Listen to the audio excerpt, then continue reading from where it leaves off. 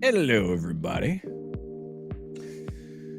It is Thursday, August 29th. Let me get this camera a little bit lower. How's it going? Indie agency news. The original.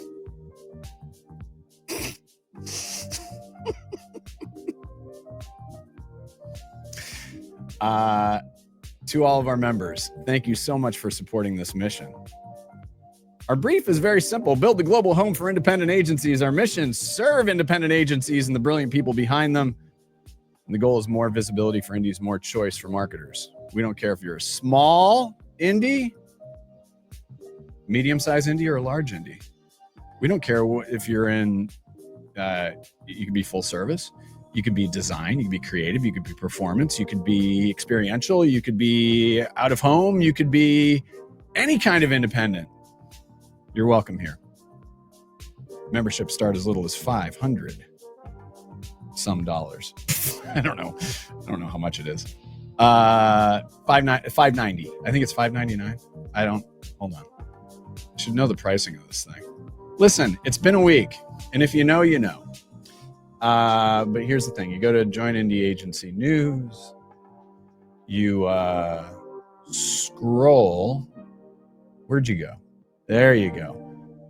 You get to see all of the benefits that you get. And we're continuing to build more stuff. So $5.95, that's what it was. $5.95. So, this thing's been around for technically 2.5 years. I'm very proud of what we've been growing.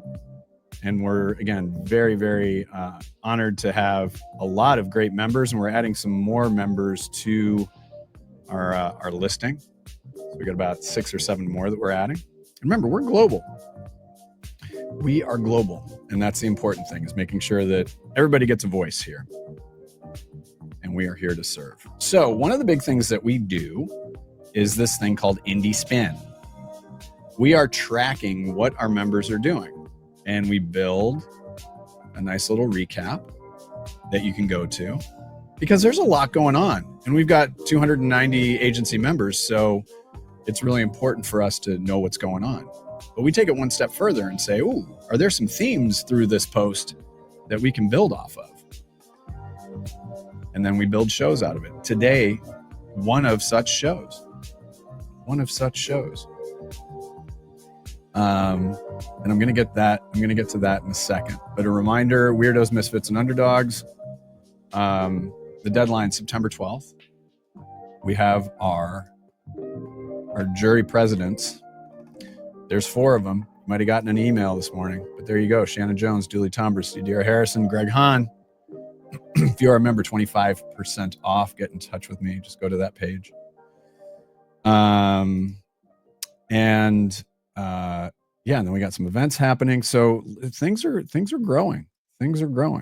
But the task at hand right now, and again, we built this based upon what our members are up to. So today we're diving into something that might surprise you a little bit. And it's the operational secret behind the most consistently successful creative agencies. And so creativity remains essential. And there's growing evidence that the agencies delivering the most consistent creative impact aren't only the most talented, they're the ones who have figured out how to amplify their creative strengths with operational excellence. Now listen, operations is something that I love talking about because we don't talk about it enough. But we have a great guest today who's going to walk us through this. Daniel Pahl has spent 20 plus years building frameworks behind over $1 billion in scaled revenue. And he is here to share how indies can use operational systems to multiply their creative impact. Daniel, guten Tag, my friend. Hello. We give you a little Potsdam hello. That's good. So I want to start with this. You've scaled operations behind over $1 billion in revenue across multiple brands. I'd like you to walk us through a specific moment when you realized that operational excellence wasn't only about supporting the creative work, it was amplifying its impact in ways that you haven't expected. Yeah, and I have to preface some things. Like I'm a data person I love that. through and through, but I think often of others they aren't. Yeah, and especially creative people. But I was so surprised by this example. So I was at Textile. For many people know Textile. They own and operate Just Fab, Shoe Dazzle, Fab Kids, Fabletics with Kate Hudson, and Savage X Fenty with Rihanna, and they have even added more brands since I left. So it was around the time when Meta changed their platform. Yeah, if you remember, when campaign creation, audience selection was not like a days of work. Yeah, so when they made everything easier, and creative became number one. So our analytics team helped us, and they built a creative dashboard in Tableau, and that gave visibility into every angle you could imagine for the creative. Yeah, the type of creative, video, static, collection ads, you name it, right? Then the audience breakdown, the placement, is it on Facebook or Instagram, and many more. You could slice and dice all the creative performance, and original plan was for us, the media team, to use it to then inform creative briefs and so on and so forth. But I don't remember who had that thought. Was like, why don't we give this report also to our designers? Yeah, and as I said, in the past, I haven't shared a lot of data with designers, and at least my impression from the past was they're also not super interested in. They said, yeah, tell me what's working, what's not working, and then I will create some iterations. But what happened was actually quite the opposite. Once we shared that with them, every single morning, the first thing they did, they went to their desk, started their computers, and the first thing they opened was the dashboard. And I'm not even kidding. They took it personally. If a creative was not performing. Yeah, they looked at the performance. If creative was not performing, they started immediately before the first coffee. That cannot be. Like, I made some changes. They fed us the creatives. It was so beautiful to see, incredible to watch. I'm still smiling when I say, because it was so unexpected, and maybe that's unfair to all the designers out there, so I apologize already. But and that's okay. In the past, I've seen that there was not the interest, but this was amazing. Maybe it was a team; they had a great leader, and that was amazing. It was like really, really fun to see. And one thing we made for sure after that is, as a marketer, you get all the perks from vendors and Google, Meta, and so you name it, right? You get all the all the perks, and everything we got from that time on went straight to the designers. We bribed them so much, and really, really. Oh, now you're telling us how the sausage is made a little bit. I mean, you can imagine, obviously, then with that, also our creative improved, and Meta used us often as a role model and said, hey, look how Textile is doing that. That was really amazing to see. No, that makes sense. I want to share this, though. Good old, where did you go? Where is it? There it is. Let's get you on this stage. All right, Marketing Brew.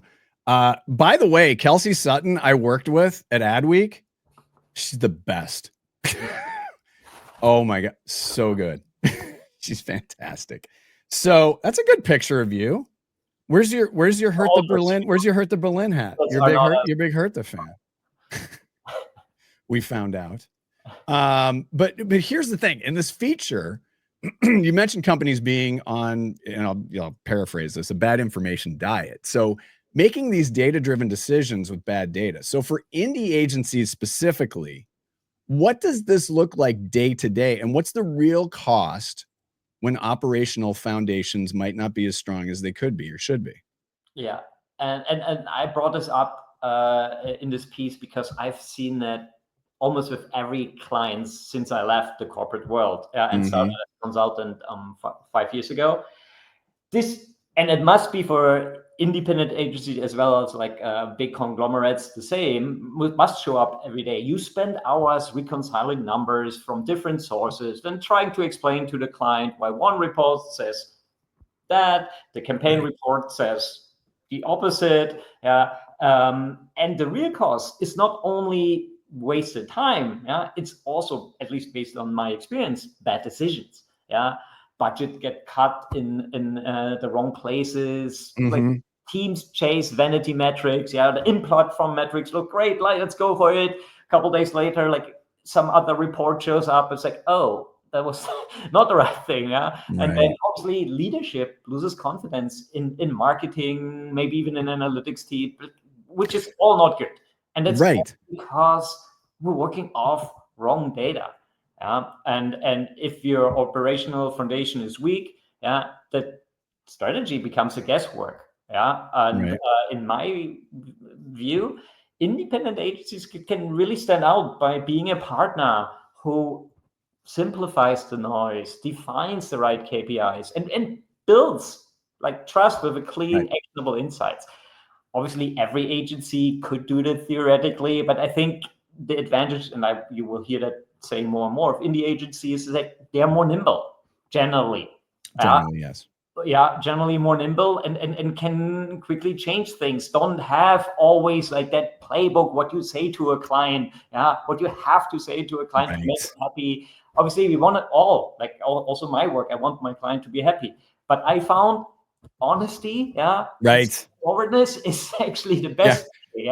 And the cost to the business can be astronomical with wrong Right. data. Everyone who listens to that knows that. If a brand lacks visibility into their core metrics, how do you make decisions for your business? Or Right.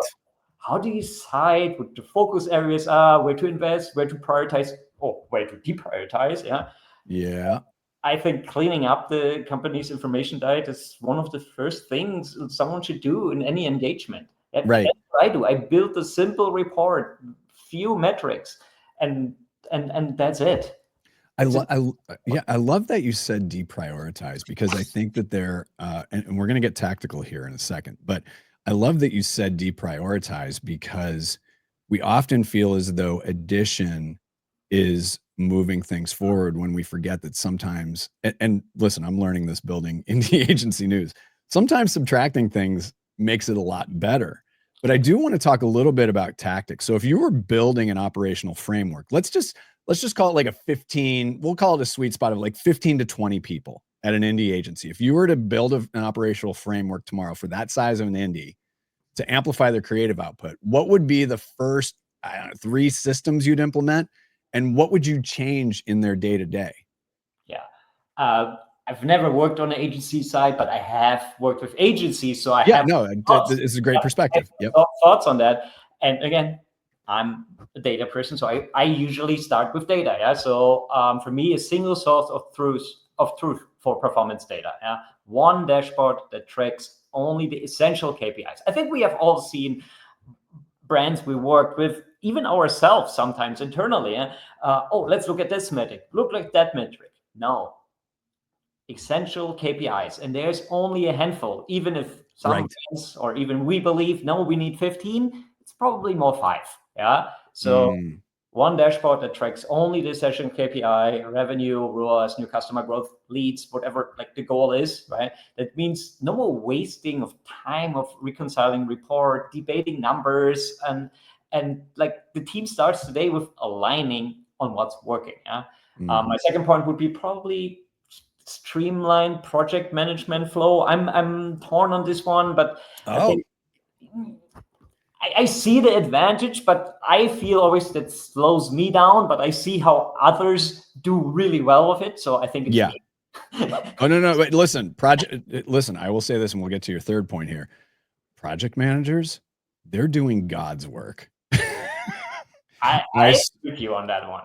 oh, But like, that's like if you have an Asana, Monday, or Notion, like there's like with a clear intake process, roles, responsibilities, deadlines, that can be helpful. right. And I think like if you embrace it as a company and don't have someone like me sitting there is like always Right. refusing it, I think that's like streamlined project management flows to the second Yeah. one. No. And what's your third? What's your My third? third one is a client communication rhythm. Weekly check-ins, bi-weekly, whatever the type of the client is or the audience. Monthly business reviews with a consistent structure, and that includes obviously the data. And that builds trust and prevents the team basically from living a fire drill. It's like we all have experienced that. Yeah, either a full-time employee on the client side or on the agency side, probably even more. Everything is a fire drill, and I want to prevent that from happening. So then clear communication is for me so important. Yeah, instead of having reactive updates, yeah, the agency drives the narrative, yeah, with proactive insights. Here's what's interesting though, because you said something in the proactivity of communication. And this is interesting because I've seen this, I've experienced this, where the lead in is not data. It's a big setup that gets to bad news, that gets to bad data news. And the reality is that nothing is perfect. Nothing will ever be perfect. Exactly. All we can do is adjust to meet our clients' goals and to solve their business problems. So we know that part of this can be a process. It's very interesting to me that you said, and I think it makes a lot of sense that you would lead with the data story first, because I have seen like the big wind up and pitch, and it's like, oh, it just lands flat. So talk about the importance of leading with that data and the honesty in it. And then if it's not exactly where, where the agency and the marketer want it, how do you have that conversation in an honest way? Well, here's the other thing. That's me. But I know that a lot of clients often ask for, hey, I want to see this creative. I want to see the creative performance, which is for me the 6, 7, 8 step. Yeah. So it's a challenge then for agencies, any agencies. Yeah. Even for me, when I talk to clients, it's like, hey, big picture. Let's focus on the big picture first. Let's then talk about creative. The likelihood that that headline, that imagery, or that model in that ad, yeah, is tanking your business is fairly low. Right. It's fairly low. Yeah. So let's focus first on the numbers, and then let's go on in terms of priority. With no word, I'm saying creative is not important. Creative is important. Yeah, of course. Matter and everything. But say big picture first. Yeah. And so that would be then my last point would be a culture of constructive challenge. Yeah. And in this case, I'd say the agencies cannot just be order takers. Or you are the experts. Yeah. And that's why you get hired. Yeah. You carry the risk. Yeah. Because if something is not working, guess what? The client will ask you first. Yeah. And will not blame you first. Like we have all experienced that before, right? No, it's true. There's nowhere to hide. There's nowhere to hide. Yeah. So, and that's why a healthy framework gives permission. And on my side, also expectation that an agency will respectfully, but still challenge the client's assumptions. I think that's important. And I see that too often that a client says XYZ and the agency bows down and says, yes, you're right. Often not. These are also not experts. These are normal human beings who make mistakes. Yeah? Right. Exactly. So I invite agencies, indie agencies, like, challenge your client. Don't chase every request. Yeah. Also, it's a fine balance. Sure. We know that. It's a fine balance. You have to sometimes do what the client wants. Yeah. But it's like I encourage people to challenge clients, and that part of being like for me as an outside consultant or for an indie agency, like the privilege is that we don't have to worry about saying the wrong things. Yeah.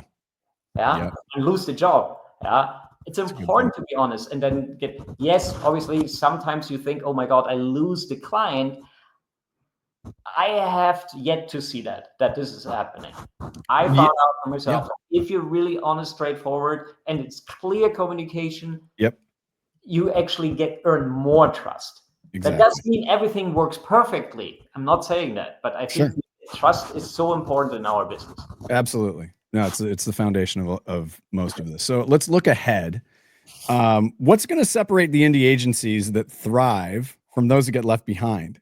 And if an agency owner or leader is watching this, whether live or after the fact, what should they be building operationally, or at least the conversations they should be having about operations starting Monday well, they can have Labor Day, sooner than later to amplify their creative impact? Yeah, for creative impact. Yeah. So what I would think is treat the data as a decision tool, not a decoration. Yeah, that's how I call it, at least. Yeah. Winners will be agencies that basically simplify reporting into a handful of actionable KPIs, ROAS, and so on, what we talked about. Yeah. But use those insights, to guide every creative and media decision. My second point is, that might be a tough one. Yeah, integrate AI smartly. Yeah, especially in creative. So AI is in everyone's mind, yes, and especially creative agency might, or like some creative agency might think, oh my god, maybe like this will take my existence away. Wait, that's what I don't think. Yeah, Right. I don't mean using AI to replace thinking or creativity. Using to expand creative possibility, testing new angles. Yeah, that had never been tried. We have all our way of thinking and doing. How do you do your business? Is because learned how things work. How do I do business? It's like how I learned how things work. But sometimes we don't look outside, and that's how AI can help. Yeah, that's we all unfortunately fail to that we don't look outside all the time. Yeah, so with AI it can help. Yeah, obviously creative agency, tons of iterations can be created in no time. Right. That can help immediately. So AI for me is an amplifier of creativity, not a substitute. It's a what if. It's like, what if we tried this? What if we tried that? And you're right. So, and the distinction too is there's creativity lowercase c, which is output, and then you've got creative, which is the uppercase C, which is the more big idea, the deeper stuff like that. So it's important to make a distinction of those. But I agree that AI can be a helper. It's not the whole meal. It's not the entire schnitzel. Schnitzel, by the way, is Austrian. But, I know it is, but I know. Thank you. The potato salad in German, but yeah. And then if you're American, you put raisins in it. My probably third point is goes back again into the like, what should you do immediately is like build a culture of continuous experimentation. I not only creative wise, but obviously creative, but in the agency don't do only creative, so we do all media. Yeah, test. Yeah, fail, test again. Yeah, I think, and that's also an advantage India's agency have. They can take more calculated risk. Yeah, than like the big shops. Yeah, they also have the creativity to do so. Yeah, test and learn, adapt in weeks, like not in quarters. Yeah, or even in years. Speed is an advantage of indie agency. Yes, I would say. Yeah, speed is also not like everything is set in stone and have your processes. Yeah. So if an agency owner is watching this, to start on Monday, it's like audit your reporting, and strip back maybe to 3, 4, 5 metrics, pilot an AI-driven creative workshop.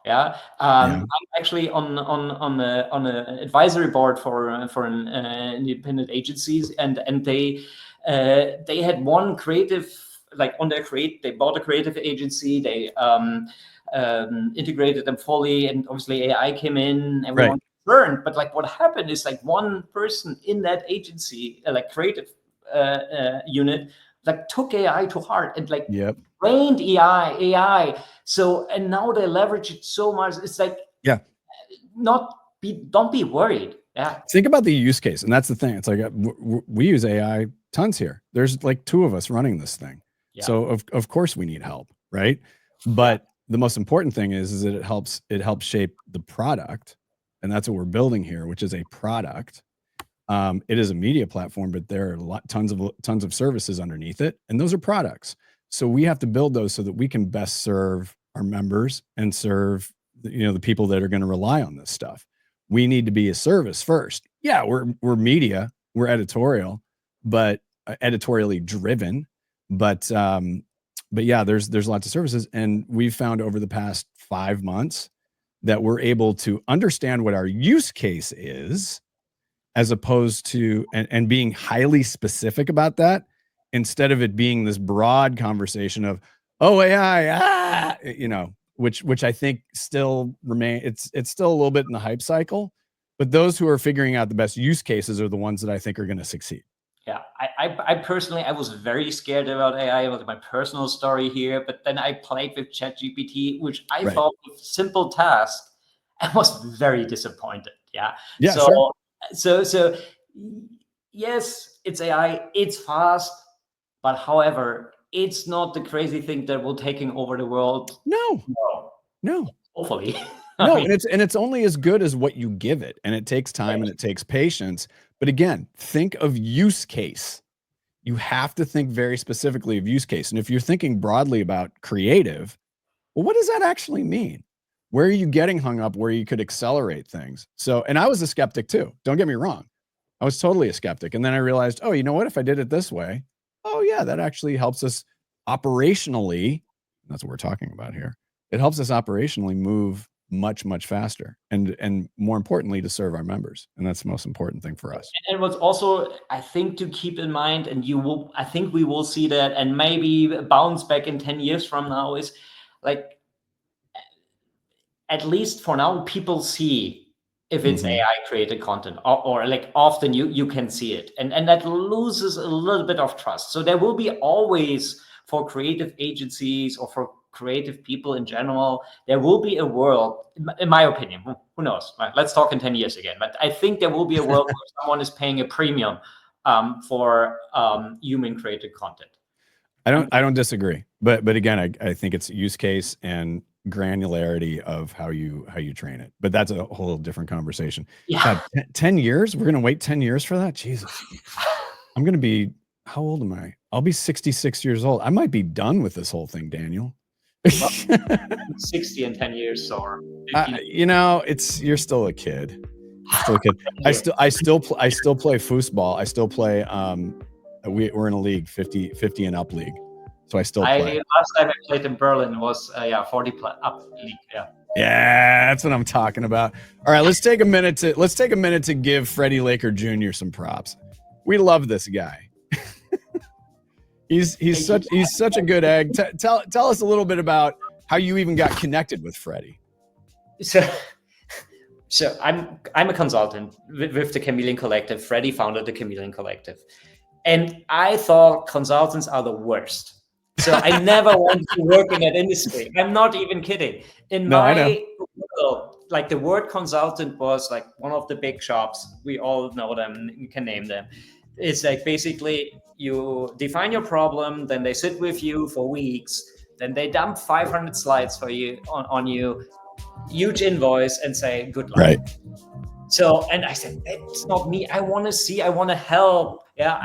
I want to, like, harvest what I planted.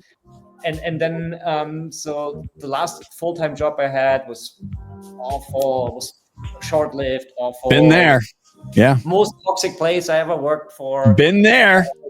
Yeah. So we all had the experience. And so I reached out to a former coworker, actually from Textile, and he was with the collective, and I explained what I'm looking for, more like full-time roles and everything. Yeah. I think it's time to talk to Freddie. I said, oh my God. Consulting, really? Yeah. And then I talked to Freddie. I was blown away. I mean, and he is also like, he knows the media world inside and outside. Oh, yeah. He's also like he can get you in a minute. Right? Oh, he has that ability to grab you. And that. He got me fairly quickly, and luckily, like, I got also a client immediately to work on, and then I enjoyed it. Yeah. No, he's an inspiring guy, and it's hard not to like him. It's time to talk to Freddie. I tried a couple times. It's hard. It's too hard not to like. No, him. I know. It's t-shirts. It's time to talk to Freddie. I think that would be, those are good t-shirts. We'll make some mugs. but yeah, I mean, we're number one, we're really grateful for his support of what we're doing here. And yeah, he's good folk. He's very good folk. And so are you, Daniel. I'm going to put you backstage for a second as we wrap this up. But Dankeschön for this, and go backstage for a second. We'll wrap this sucker up. Okay. All right, everybody. Thank you so much for joining us. A reminder to you. We weirdos, misfits, and underdogs. And I want to point out that, like, the word weirdo, it's not meant in a pejorative sense. It's meant to be fun. We get it. It's just like, this is just positioning thing for us. But we have our 4 amazing jury presidents. If you'd like to be on the jury, if you want to be on the initial jury, all you got to do is scroll down a little bit. Oh, you can prepay, and then you get yourself right. You get yourself right there, and you can be considered for the jury. So, indieagency.news. Again, to all of our members, thank you so much for supporting this mission. It means a lot to us. We're closing in on 300 agency members. Very proud of that. Been working hard at it.